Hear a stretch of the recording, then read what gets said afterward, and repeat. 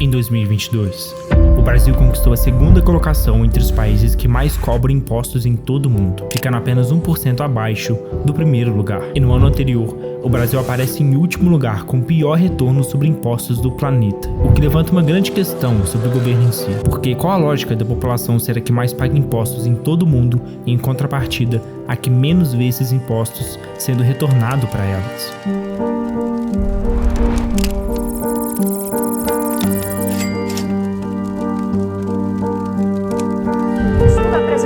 Durante o simpósio interdisciplinar sobre o sistema político brasileiro, apontou que o Brasil tem a maior despesa por parlamentar quando comparado à renda média do país. A pesquisa... Que eles não foram contratados voluntariamente, o Estado não é empresa, o Estado é uma máfia. Desde o dia 1º de janeiro de 2023 até o momento que estou fazendo esse vídeo, o governo já arrecadou quase 2,5 trilhões de reais, e cada segundo que passa, esse número aumenta ainda mais. Para ser mais exato, o governo brasileiro arrecada mais de 100 mil reais por segundo, o que dá mais de 6 milhões de reais por minuto, e incríveis 360 milhões de reais a cada hora que passa. Isso é 2 vezes mais toda a fortuna do homem mais rico do mundo, no qual ele demorou 51 anos para conseguir criar. E ainda assim, quando você sai na rua, não tem segurança. Quando você vai ao hospital, não tem atendimento, não tem remédios e em muitos lugares não tem saneamento básico e muito menos educação de qualidade nas escolas. E a pergunta que não quer calar: para onde está indo todo esse dinheiro que o governo arrecada?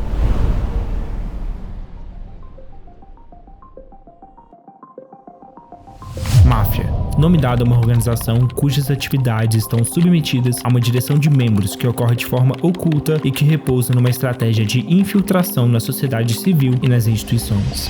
Apelidado de Petrolão, o esquema de corrupção da Petrobras no governo brasileiro foi eleito o segundo maior da história do mundo, ficando atrás apenas do suposto desvio milionário de recursos do ex-presidente da Ucrânia para sua conta privada. No total, estima-se que o escândalo da Petrobras tenha sido superior a 18 bilhões de reais. Dinheiro esse repassado aos funcionários da estatal, políticos e principalmente aos cofres do Partido dos Trabalhadores, também conhecido como PT. E enquanto isso, os serviços públicos que o Estado tem que entregar para a população estão cada vez mais distantes e até inexistentes. Onde será que está o erro? Está na hora de resolver esse mistério. E não apenas isso, mas explorar uma melhor maneira de enxergar o Estado, maneira essa muitas vezes perdida na educação tradicional.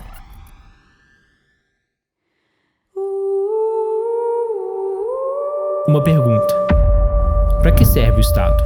Ou outra, o que o Estado representa? Quando você pega um remédio pelo SUS, vai para a escola pública ou utiliza um transporte gratuito, qual a relação do Estado nessas atividades? O Estado é comumente definido como uma entidade com poder soberano para governar um povo dentro de uma área territorial delimitada. Mas eu não acho que essa definição diz muito sobre o que o Estado realmente representa. Eu acho que uma melhor maneira de enxergar o Estado é como uma entidade que administra a riqueza de um país. E quem produz essa riqueza somos nós, os trabalhadores da economia. Aqui entram funcionários, empreendedores, prestadores de serviços, empresários, autônomos, qualquer pessoa que produz algo para a sociedade. Um padeiro que produz pão, um pedreiro que produz casas, ou um engenheiro que produz análises para uma empresa, e toda a cadeia de trabalhadores que estão envolvidos na produção da riqueza de um país. Já o Estado não produz riqueza alguma. O trabalho dele não é produzir, mas sim administrar uma parte do que é produzido no país. É através de uma porcentagem dessa riqueza que a população gera para o país que o Estado utiliza para se manter e retornar esse dinheiro para a população de uma forma mais justa e igualitária. Essa porcentagem, utilizada pelo Estado, é cobrada na forma de impostos, e a riqueza produzida pela população é representada pelo PIB. No Brasil, essa relação entre a cobrança de impostos e a produção de riqueza é de 33,9% segundo o Sebrae, o que significa que praticamente 34% de tudo que você produz vai para o Estado. Se calcularmos ao longo de 12 meses de trabalho, são quase 5 que o brasileiro trabalha apenas para sustentar o Estado. Porém, a grande questão é quanto desse valor que o Estado realmente entrega para você de volta como cidadão. Esses 5 meses de trabalho estão sendo retornados para você de forma equivalente? Se você mora no Brasil, obviamente, A resposta é não. Você lembra do estudo feito que demonstra que o Brasil tem o pior índice de retorno dos impostos para a população que falei no início desse vídeo? Acontece que o Brasil tem uma carga tributária total relativamente alinhada com muitos países do mundo. O que não tem paralelo é a má destinação desses recursos. O real problema é a falta de capacidade dos políticos de gerir essa riqueza. Corrupção, campanhas políticas, populismo, altos salários e benefícios irreais de políticos e do sistema público do país. Para ilustrar isso, o Brasil atualmente é o país com os políticos mais caros de todo o mundo. Mesmo com essa falta de capacidade dos políticos, a relação de salário entre um parlamentar e a média da população é de mais de 15 vezes. Segundo uma análise feita pela CNN, foi levantada as diferenças entre os salários dos países com maior renda per capita da América do Sul, América do Norte e da Europa. O Brasil se encontra no topo da lista, com o cidadão médio ganhando R$ 2.737 e um parlamentar ganhando R$ 41.650. Em termos de comparação, na Finlândia, país número 1 no ranking de melhor educação do mundo, enquanto o cidadão médio ganha R$ 21.671, um parlamentar ganha apenas 1,7 vezes mais, R$ 36.509. E como eu expliquei muito bem no vídeo A Verdade Não Dita sobre Dinheiro,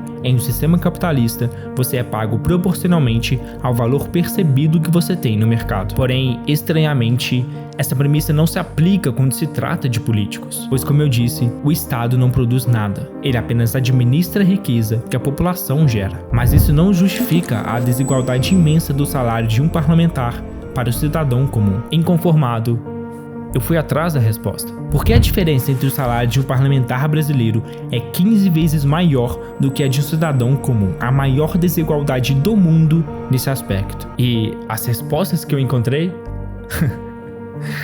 Por onde eu começo? Não apenas o Brasil é o país que possui a maior desigualdade entre o salário de políticos para com a população, mas o Brasil também está em primeiro lugar do mundo quando se trata do país que mais gasta dinheiro público com campanhas eleitorais. Primeiro lugar em educação? Não. Primeiro lugar em saúde de qualidade, segurança pública, serviços públicos?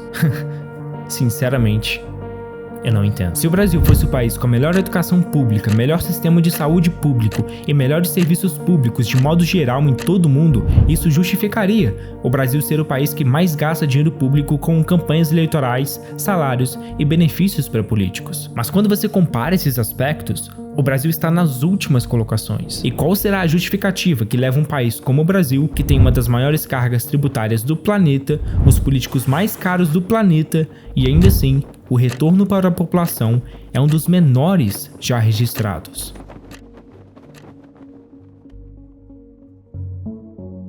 Você pode talvez querer pensar que isso acontece por conta da complexidade dos serviços públicos do Brasil, onde é muito difícil e trabalhoso criar políticas públicas na área da saúde, educação, segurança pública e muitas outras áreas. Mas, olhando os dados, isso não parece fazer sentido algum. O Brasil é muito conhecido pelo seu Sistema Único de Saúde, o SUS, que é gratuito para toda a população. Porém, vamos fazer uma pequena comparação com o país nas Américas que também possui um sistema de saúde gratuito, o Canadá. Em ambos os países, quem elaborou esse sistema de saúde foram os políticos. No Canadá, um parlamentar ganha 2,8 vezes mais que o cidadão comum, como eu havia mostrado antes nesse vídeo. Já no Brasil, essa diferença sai de 2,8 para 15 vezes mais. O Canadá possui algo em torno de 15 sistemas de saúde diferentes. O atendimento é realizado em hospitais particulares. O governo financia as consultas e procedimentos. Além disso, é proibido o médico cobrar diretamente do paciente o valor de uma consulta ou cirurgia, pois é o governo que arca com todos esses custos. O resultado dessa comparação é óbvio.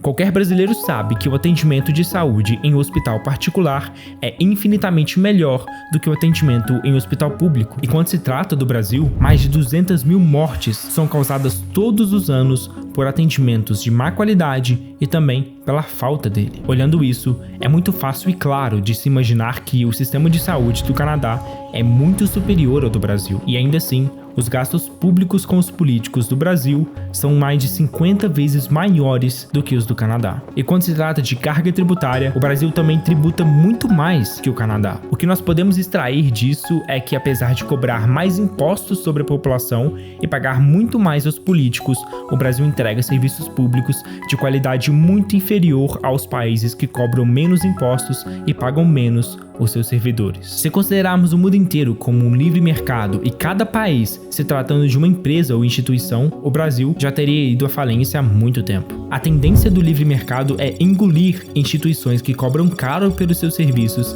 e que entregam resultados ruins. E enquanto isso, ela premia aquelas que entregam os melhores serviços pelo menor preço. Eu sei que, na teoria, isso não funciona se tratando de um país, mas na prática, podemos enxergar os resultados que essa analogia causa. A China, por exemplo, a segunda maior potência econômica do mundo. Muitos especulam que em poucos anos ela irá ultrapassar os Estados Unidos e se tornar a potência econômica mais poderosa do planeta. Você sabe o que a China fez para chegar nessa posição? O primeiro passo foi abrir a economia, implantar o livre mercado para incentivar a criação de soluções mais eficientes pelo menor preço possível. O segundo passo foi baratear tanto a mão de obra que todas as outras empresas do mundo não tivessem outra escolha do que abrir suas próprias fábricas na China para diminuir os custos. Com isso, a China conseguiu empregar milhões de pessoas, ter acesso às tecnologias mais avançadas de todo o mundo para a criação de produtos inovadores e, ainda por cima, adquiriram a habilidade de eles mesmos criarem esses produtos por conta própria. Apesar da mão de obra extremamente barata,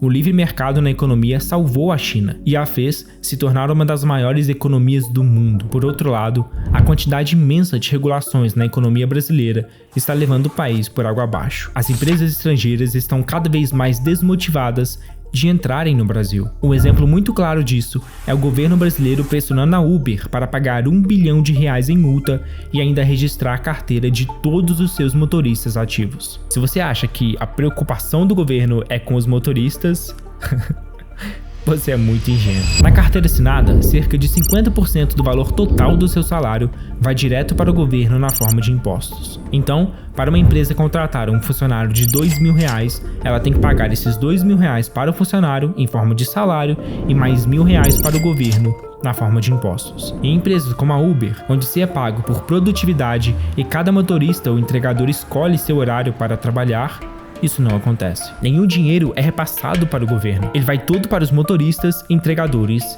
e para a empresa. E para uma empresa que baseia seu modelo de negócios em crescimento desde 2014, dando prejuízo ano após ano, totalizando mais de $30 bilhões em prejuízo, o resultado dessa regulação do governo brasileiro é meio que óbvio. A empresa disse que não irá seguir essas regulações e, com isso, o Brasil coloca em risco o emprego de quase 1 milhão de motoristas. Um fato interessante é que essa regulação veio à tona justo em 2023, o mesmo ano em que a Uber conseguiu pela primeira vez em sua história sair do prejuízo e conseguir algum lucro depois de quase 10 anos no vermelho. E mesmo que a empresa ceda e cumpra essas regulações do governo, de duas uma. Ou as corridas irão ficar muito mais caras para essa diferença ser repassada para bancar o sistema público caro e ineficiente do Brasil, como já expliquei ao decorrer desse vídeo, ou o preço das corridas continua o mesmo, porém parte do ganho dos motoristas vão ser direcionados ao governo, assim como na CLT. Dentre todas essas possibilidades,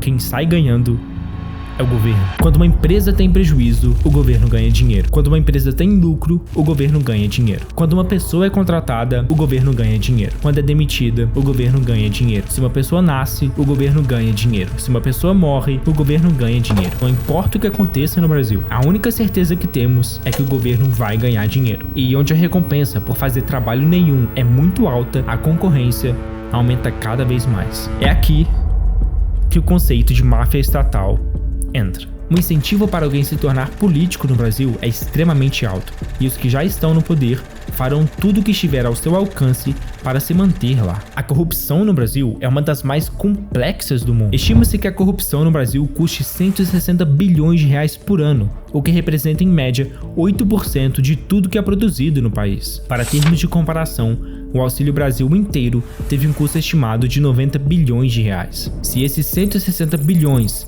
desviados fossem distribuídos para os 13,72 milhões de pessoas na extrema pobreza que vivem no Brasil, daria R$ 11.661,80 para cada pessoa. R$ 11.000 para você pode parecer pouco, porém para uma pessoa que está em condição de extrema pobreza, que possui uma renda per capita de até R$ 100, R$ 11.000 é muito dinheiro. Ou seja, só de acabar com a corrupção do Brasil, já dava para utilizar esse dinheiro para erradicar a extrema pobreza no país. Mas é claro que um político nunca vai te contar isso. É através da corrupção que eles são capazes de manter esse poder e influência e garantir que esse sistema de corrupção nunca pare. E o pior, a corrupção do Brasil ela é tão intrínseca que ela premia aqueles que utilizam dela e punem os que tentam ser honestos. Se um político é honesto demais, seus projetos nunca são aprovados, suas emendas parlamentares são ignoradas e cedo ou tarde esse político se tornará tão irrelevante que para ele continuar no poder, ou ele terá que aceitar entrar nesse sistema de corrupção,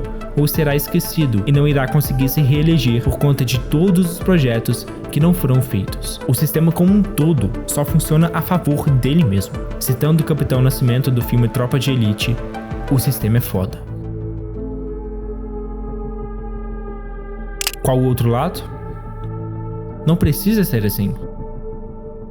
Eu não tenho todas as respostas para todas as perguntas, e eu não vou pretender que as tenha. As mudanças necessárias para acabar com essa máfia estatal no governo brasileiro são para lá de complexas. Porém, não sou o único que se deu conta desse sistema e resolveu fazer algo a respeito. Um dos maiores e mais famosos casos de alguém que se impôs contra esse sistema é ninguém menos que Daniel Fraga, um libertário que, por muito tempo, publicava vídeos mostrando problemas em seu bairro que o Estado tinha o dever de resolvê-los. E após muitos protestos, nada foi feito para resolver esses problemas. Foi aí que ele se revoltou e bateu de frente com o Estado. Porém, ao fazer isso, uma série de problemas apareceram juntos. Multas milionárias, processos, congelamentos de contas bancárias e até mandatos de busca e apreensão. A maioria dos brasileiros não tem a coragem, muito menos a disposição de se voltar contra o Estado. Daniel Fraga, por exemplo, sumiu do mapa, colocou todo o seu patrimônio em Bitcoin e hoje ninguém mais sabe o paradeiro do mesmo. As criptomoedas são ótimas ferramentas para eliminar o controle do Estado sobre o seu dinheiro. Criptomoedas são independentes, não precisam de um órgão central para controlá-las. Possuem um número limitado de moedas, o que as torna um ativo que não sofre pela inflação, e seu valor não é dado por uma instituição, e sim pelo mercado como um todo. Porém, as criptomoedas são apenas um pequeno passo nessa jornada imensa para melhorar as coisas. Mesmo utilizando criptomoedas, você ainda terá que pagar impostos embutidos em todos os produtos e serviços que você utilizar. E se caso as criptomoedas se tornarem algo muito perigoso para o governo brasileiro, ele pode simplesmente tornar ilegal a utilização das mesmas. E não pense nem por um segundo que o governo não pode fazer isso, porque ele pode. Hoje já estamos presenciando diversas formas de censura e, de certa forma, uma ditadura por parte dos órgãos públicos. Uma prova disso é o próprio caso do Monark, que, por mais besteiras e idiotices que ele fala, o governo brasileiro o criminalizou por simplesmente dar a sua opinião na internet. Por medo do que pode acontecer comigo, que estou apenas mostrando essas informações, eu vou me basear apenas na fala do ministro que julgou o caso. Nas falas do ministro, Monark foi condenado por espalhar fake news sobre a atuação do Supremo ou do Tribunal Superior Eleitoral. Eu acho que, por mais perfeito que seja algo, independente de quem tenha feito, é necessário nos questionar sobre a eficiência do mesmo. Não é apenas em sistemas eleitorais, mas em tudo nas nossas vidas. É dessa forma que aprendemos, melhoramos e nos desenvolvemos como espécie e sociedade. E quando esses atos de censura acontecem, se torna apenas o pontapé inicial para algo muito mais perigoso. Há muito a se fazer para corrigirmos todo esse lastro de corrupção e controvérsias do governo brasileiro. A liberdade de expressão está em risco. O simples fato da sua opinião ser contrária à do governo já pode ser considerada antidemocrática e ser censurada. Não estou dizendo que vai, mas que existe a possibilidade, e baseado nos acontecimentos citados no vídeo, essa possibilidade parece ser bem alta. Com medo desse mesmo vídeo ser censurado, eu não vou me aprofundar muito nesses aspectos. O libertarismo se posiciona como um movimento que visa tentar resolver a maioria desses problemas causados pelo Estado. Com uma filosofia que defende a liberdade como um princípio central, atos como censura prévia e autoritarismo do Estado podem ser tratados. Porém, mesmo assim, ainda não resolve as questões da corrupção e desvio de recursos feitos pelo governo. E dentro da própria filosofia do libertarismo, podemos encontrar tanto políticas de esquerda, que dá mais poder ao Estado, quanto políticas de direita, que dá menos poder ao Estado. E, para ser sincero, eu não acho que a solução seja eliminar o Estado por completo, mas sim torná-lo eficiente e, acima de tudo, frisar na cabeça de todos nós: o Estado existe para nos servir. Somos nós que o sustentamos, e não o contrário. Quando a população perceber que o verdadeiro vilão não é o Estado por suas incompetências, mas sim nós mesmos por deixar essas incompetências ocorrerem, é aí que a sociedade irá mudar. Só espero que não seja tarde demais para entendermos isso.